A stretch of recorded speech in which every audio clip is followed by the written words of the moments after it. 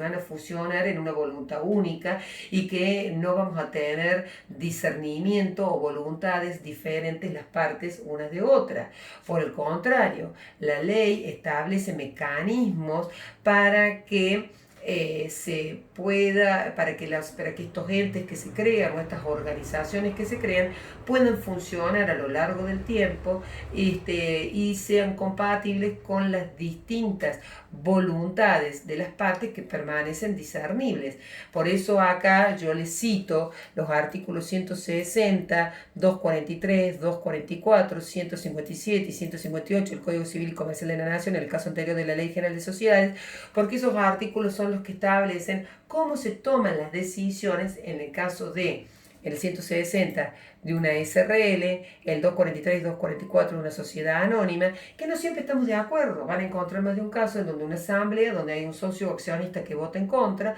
Lo mismo en materia de asociaciones civiles, comerciales, mutuales, y lo mismo ya vamos a ver en el caso de los negocios asociativos o las relaciones de organización no personificantes como la agrupamiento de colaboración, el consorcio de colaboración y la unión transitoria. Bien. ¿Cuál es la otra característica? Adecuada composición de intereses. En esto les recomiendo que lean el artículo 13. Es decir, esto significa que no puede haber, ¿qué es una adecuada composición de intereses? No puede haber cláusulas abusivas. Por ejemplo, una que diga que un socio va a cobrar todas las utilidades, o que un socio por el contrario nada va a cobrar, o que si un socio se retira o incluso siendo excluido no se le va a devolver el valor de su participación. Cláusulas que consideramos o que el legislador las considera abusivas y por tanto recomiendo su lectura. Otra característica que las diferencia del contrato de cambio, ya lo vimos, es el régimen especial de nulidad. ¿Por qué régimen especial de nulidad? Porque distingue entre la invalidez del vínculo de una de las partes y la nulidad del contrato, que representa una causal de disolución. Es decir, si declaramos la nulidad del contrato, estaríamos frente a una disolución de la sociedad o del contrato asociativo con la organización que ella ha creado, personificante o no, lo cual sería todo un problema. Entonces, como ya dijimos, el artículo 16 y el 1443 expresamente dicen que la nulidad o anulación del vínculo de un socio no produce la nulidad del contrato. Entonces, distinguimos nulidad del vínculo de un socio de la nulidad del contrato, que ya vamos a ver más adelante que pueden haber vicios que provocan la nulidad del contrato, que también tienen efectos distintos a las nulidades en general, tal cual como las conocemos ahora. Pero ahora dejemos de lado la nulidad del contrato para que ustedes no se confundan. Veamos cuál es el efecto de la nulidad del vínculo de un socio. La invalidez del vínculo de una de las partes no produce la nulidad del contrato. Y esto es lo que hoy tienen que saber. Cosa que sí sucede en los contratos de cambio. ¿Está claro? Que si hay un vínculo nulo, produce la nulidad del contrato. Acá no sucede lo mismo. Régimen particular para el caso de incumplimiento de las obligaciones, es decir, de los aportes. En algunos tipos societarios se establecen, como dijimos, sanciones como la exclusión de socios como forma de resolución parcial, y en otros tipos el incumplimiento lleva a la pérdida de derechos sobre la participación, o conforme lo prevé cada estatuto social, la sociedad puede exigir el cumplimiento de la obligación. Por tanto, no es aplicable los artículos 91 y no es aplicable, la resolución unilateral por incumplimiento. Acá les sugiero que lean los artículos 91 y 193 de la Ley General de Sociedades. Nosotros ya habíamos visto que en materia de contrato de cambio, una de las partes puede demandar la resolución total o parcial del contrato o su adecuación, o una de las partes puede solicitar la resolución por incumplimiento. Acá eso no sucede. Acá eso no puede suceder, porque si la otra parte no cumple y yo pido la resolución del contrato, la resolución del contrato implicaría la disolución y la liquidación de la sociedad que he creado o la relación de organización no personificante que he creado con serias y dañosas consecuencias para los terceros. Entonces eso aquí no puede suceder. ¿Y qué va a hacer? Será la sociedad o la agrupación que se ha formado a través de sus representantes la que reclamen a los asociados o a los partícipes el cumplimiento de las obligaciones, pudiendo incluso llegar a excluirlos.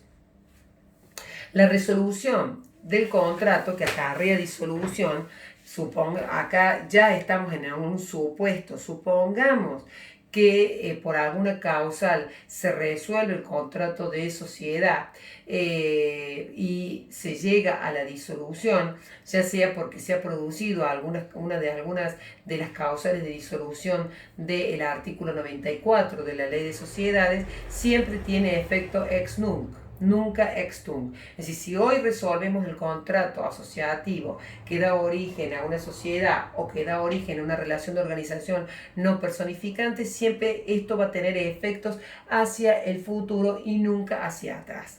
Y el patrimonio de ese ente que se ha creado o este patrimonio de afectación que se ha formado para las organizaciones no personificantes no podrá ser distribuido entre los partícipes sin antes desinteresar a los terceros. Bueno, ya lo dijimos esto, también no cabe aplicar la exception non adiplendi contractus, no es aplicable el pacto, tampoco no es aplicable el pacto comisorio entre las partes, ni se extingue la relación por imposibilidad de cumplimiento de una de ellas. Con esto les he dado un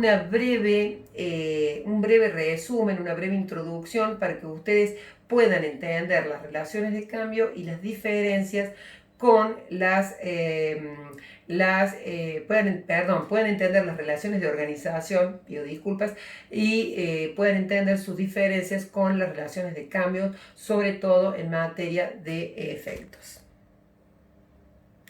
Ahora, como yo les he dado, ¿no es cierto?, una guía para que ustedes trabajen, ¿no es cierto?, les he dado unas guías de estudio para que ustedes trabajen, y esto puede haber generado algunas dudas, incluso hubo alguien que me preguntó por WhatsApp, ya voy a contestar en el propio WhatsApp esas dudas, los voy a ayudar un poco. Bueno, acá están los objetivos de las unidades, entender qué es una relación de organización, eso lo dejo para su lectura. Y he puesto acá como actividades extraáulicas. Hoy todas las actividades son extraáulicas, lamentablemente, por la situación que estamos viviendo, ¿no? Pero lean, por favor, estos artículos, analicen estos artículos que los van a tener que conocer, ¿bien? Repasen el concepto de acto jurídico, negocio jurídico, contrato y clasificaciones en el derecho argentino. Si pueden, hagan un cuadro comparativo entre la relación de cambio y la relación de organización en cuanto a los efectos, que era lo que estábamos viendo en el apunte anterior. Dice elaborar un cuadro comparativo de las distintas relaciones. Bueno, acá me pareció interesante porque el programa, ¿no es cierto?, dice asociaciones, fundaciones, mutuales, contratos asociativos o participativos. Cuando nosotros hablamos de negocios asociativos personificantes, no solamente nos estamos refiriendo a la sociedad. La sociedad está regulada en la Ley General de Sociedades 19.550. Pero también hay otras relaciones de organización que generan personas jurídicas, que son personificantes, como las asociaciones civiles, que las tienen en el 168 y siguiente del Código Civil, las simples asociaciones, las fundaciones, las asociaciones mutuales, las asociaciones sindicales, los partidos políticos, las universidades nacionales. La mayoría de estas asociaciones tienen su base en las asociaciones civiles. Las asociaciones civiles, por suerte, fueron muy bien reguladas en el año 2015. Antes no teníamos regulación.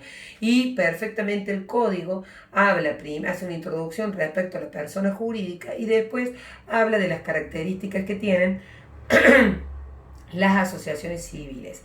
Estas asociaciones civiles o la regulación de asociaciones civiles se toma como base para el resto de las asociaciones personificantes.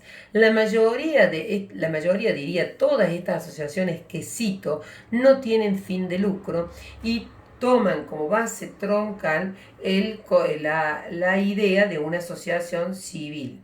Bien, por eso yo les sugiero que ustedes lean todo lo relativo, tienen algo que conocer respecto de una asociación civil, en especial el concepto, cuál puede ser el objeto, que son sin fines de lucro, cuáles son sus órganos, cuál es la diferencia entre la asociación civil y una simple asociación, que es la que no cumple los requisitos de forma.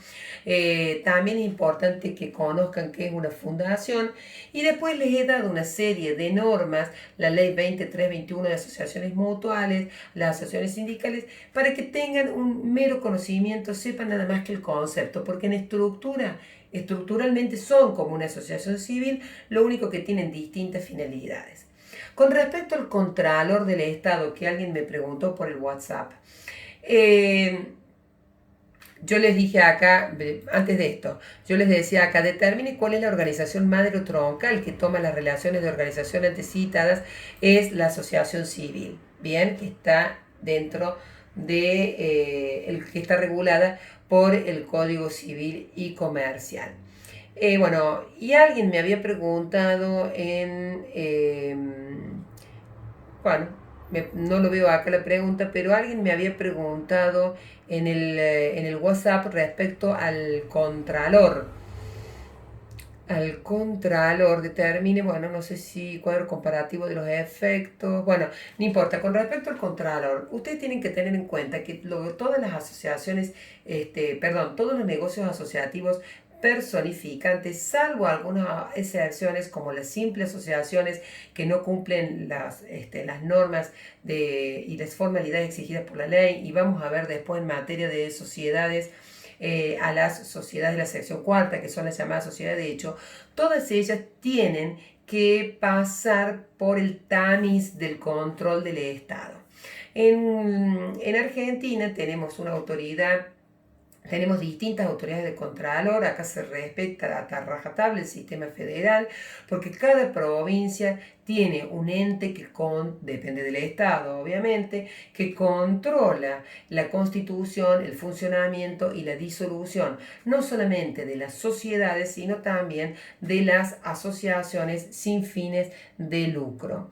Y es así como acá la Dirección de Inspección de Personas Jurídicas, que depende del Ministerio de Finanzas de la provincia de Córdoba, realiza un control, por eso hablo allí del control estatal, de las asociaciones civiles y de las fundaciones, además de realizar el control de las sociedades. Que la Inspección General de Personas, la DPJ, como le decimos nosotros, la Dirección de Inspección de Personas Jurídicas, tiene, digamos, tiene una autoridad máxima, que es el director, y luego tenemos dos ramas o dos troncos fundamentales. Todo lo relativo a sociedades por acciones, incluso también fideicomisos, y por el otro lado todo lo relativo a asociaciones civiles y fundaciones. ¿Cuál es la diferencia? Que en el caso de las asociaciones civiles y las fundaciones, para ser persona jurídica necesitamos la autorización del Estado, es decir, constituimos, celebramos un contrato de asociación civil, cumplimos los requisitos que esta autoridad, la Dirección de Inspección de Personas Jurídicas, nos impone, lo presentamos ante la Inspección de Personas Jurídicas y si ella considera que se han cumplido con todos los requisitos legales, inmediatamente otorga personería. No tenemos personería jurídica antes. En cambio, en materia de sociedades, La sociedad, ya vamos a ver, nace en el momento en que se estipula en el contrato. En el contrato, si lo celebramos hoy, quizás el contrato puede decir que hoy mismo comienzan los derechos y obligaciones de los socios y hoy nace la persona jurídica sociedad, SRL, SA, SAS, la que fuera. Ahora, ¿qué sucede? Inmediatamente tengo que presentar ese contrato a la autoridad de Contralor, a la Dirección de Inspección de Personas Jurídicas, ya no a la sección de asociaciones civiles y fundaciones, sino que lo presento en sociedades por acciones. Ellos van a hacer el contralor y van a ordenar que se inscriba en el registro público ese contrato de sociedad.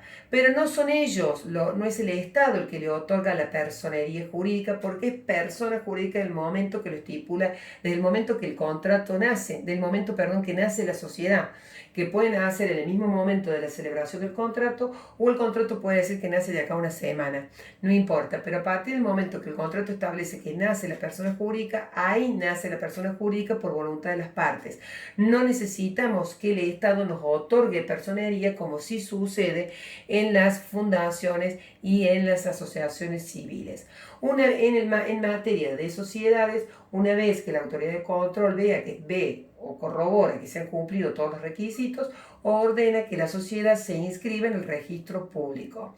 Si no se inscribe porque no cumplimos requisitos, no es que la persona deja de existir. Si las partes siguen funcionando con un contrato que no ha logrado la inscripción en el registro público, no va a ser una sociedad típica, regular, sino que va a ser una sociedad de la sección cuarta, conocida como sociedad simple, y que no son ni más ni menos que las llamadas sociedades irregulares, o de hecho porque no han cumplido algún requisito de forma. A eso me refería, alguien me había preguntado en el WhatsApp sobre el Contralor Estatal, a eso me refería el Contralor Estatal. Repito, las asociaciones y fundaciones son personas jurídicas desde el momento en que la autoridad de Contralor, es decir, el Estado, les otorga personería. Antes no lo son. En cambio, las sociedades son personas jurídicas del momento que las partes lo establecen. La no inscripción de las sociedades por algún requisito del contrato de sociedad por no cumplir con algún requisito de forma o por algún requisito que es esencial que exija la autoridad del Contralor, no significa que la sociedad deja de existir o que no hay persona o no hay personalidad, sino que caemos frente a lo llamada sociedad simple o sociedad de la sección cuarta. Sigue habiendo personalidad. Bueno, con esto termino la unidad 1, a la brevedad les voy a mandar la unidad 2 para que ustedes puedan ya ir estudiando en casa. Por WhatsApp háganme todas las consultas, por el blog también háganme las consultas que crean convenientes y yo les voy a ir respondiendo. Bueno, muchas gracias, que descansen, que tengan un buen fin de semana y sigan cumpliendo con la cuarentena, que sigan cumpliendo con la responsabilidad social que a todos nos cabe y esperemos que este virus que nos tiene encerrados no se difunda y que pronto podamos volver a nuestras actividades normales y bueno, nos podamos ver prontamente en el aula. Muchas gracias y nos vemos pronto, si Dios quiere.